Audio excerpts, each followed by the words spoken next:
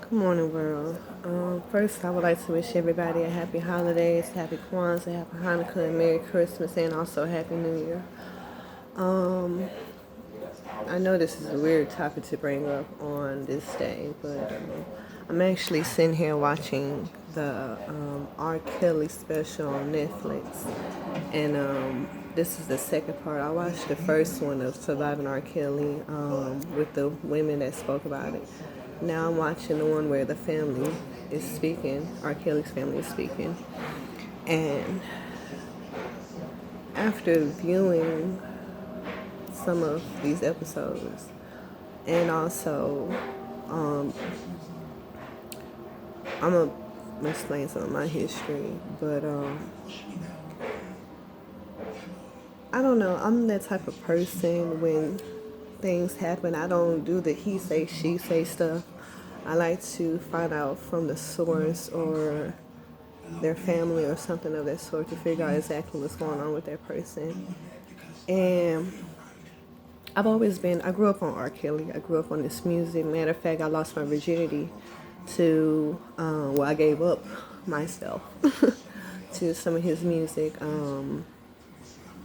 And one of my favorite songs from him is I Believe I Could Fly, The Storm Is Over, The World's Greatest, Bump and Grind, all that good stuff. And I'm also a huge fan of Aaliyah as well.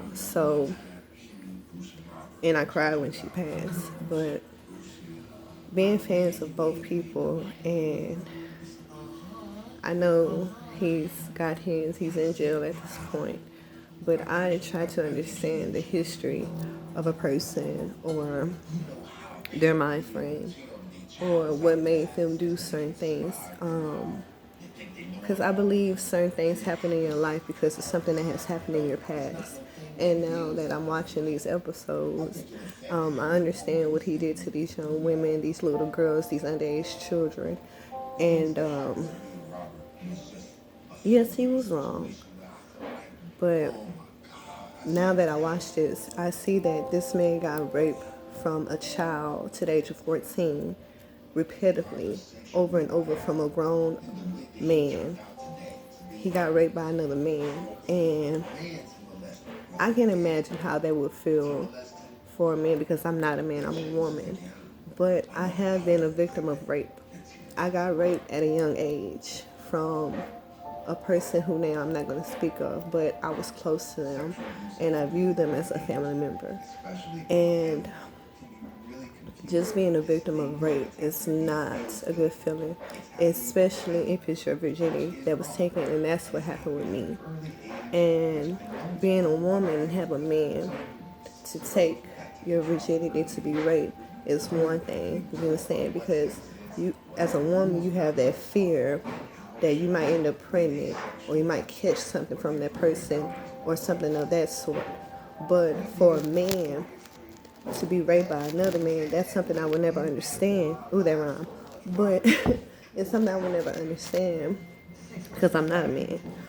But I have brothers, I have cousins, I have family members that are, and I want children, you understand? And if God was to bless me with a son, I could not imagine anything like that happening to any of my children. And knowing the person that I am, and I know the type of mother that I would be, if a person was to do that to my children, to any one of my kids, I would fucking kill them. I would go to jail.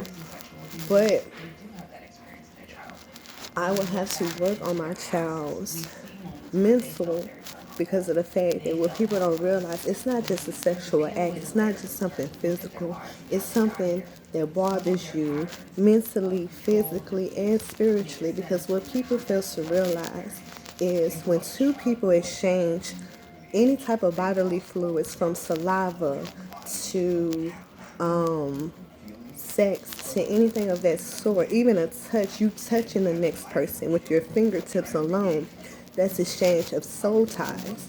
And when you have sex with a person, you're exchanging soul ties. So every single person that person has had sex with or they have gave birth to or any person they have come in contact with, kids or any of that shit, those are soul ties being transferred from their body to your body.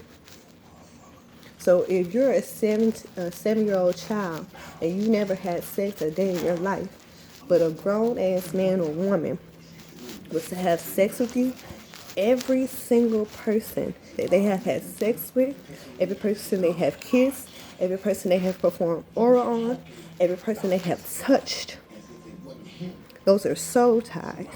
And they are being exchanged from that grown person to that child. As soon as you touch them.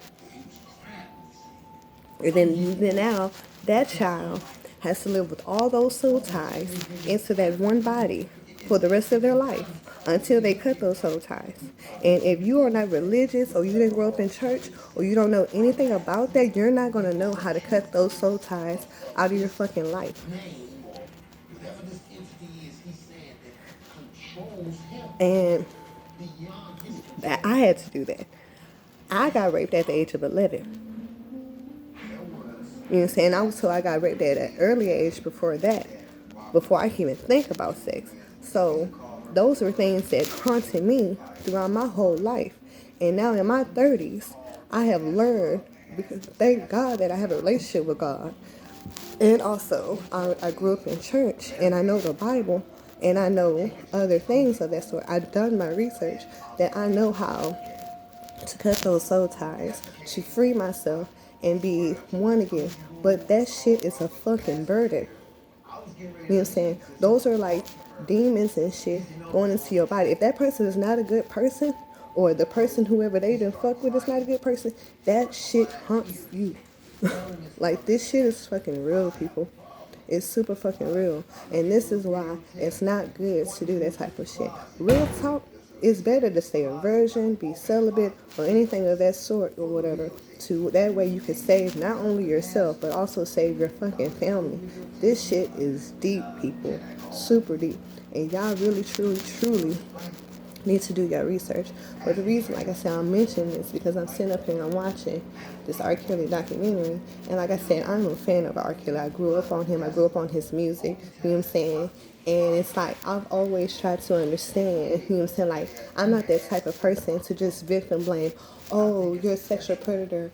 Or you're a piece of shit. Or you this or you that. You know what I'm saying? I'm not that type of person. The type of person I am, I want to understand your mental. I wanted to be a social worker growing up or whatever. I wanted to help kids that grew up in foster care because I did. You know what I'm saying? So it's like, I don't just place judgment on the next person. I try to understand their mind frame. What happened to you? What happened to make you do this type of thing? You know what I'm saying? I want to be a therapist. I'd rather help the next person than to judge the next person in any way, shape, or form that I can. You know what I'm saying? But it's like, I also feel for Aaliyah, you know what I'm saying? Because all this bullshit has happened after she passed away, you know what I'm saying? And it's like this woman's name is constantly thrown into this shit, you know what I'm saying? Like, we don't know her full story because she's not here to tell it at all.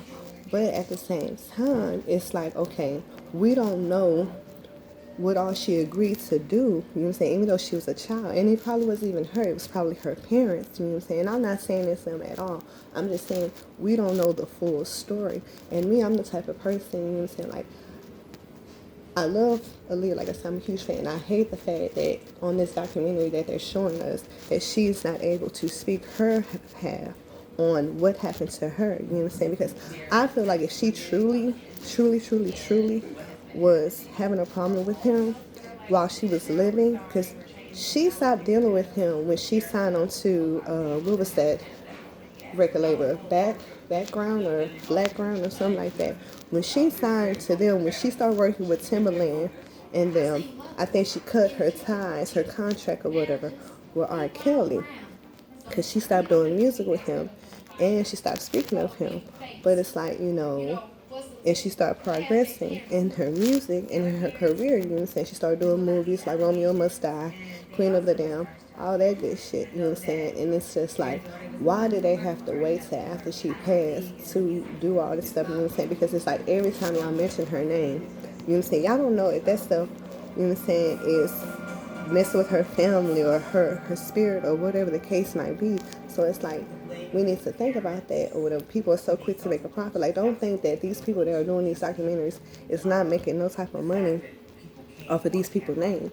You know what I'm saying? And I feel like on this documentary, yes, R. Kelly has spoke, but I feel like they should let him speak like the way they let the people here speak. You know what I'm saying? Like the questions, like when he did that interview with Gayle King or whatever, the questions, the way she was asking him questions was like her kind of badgering him.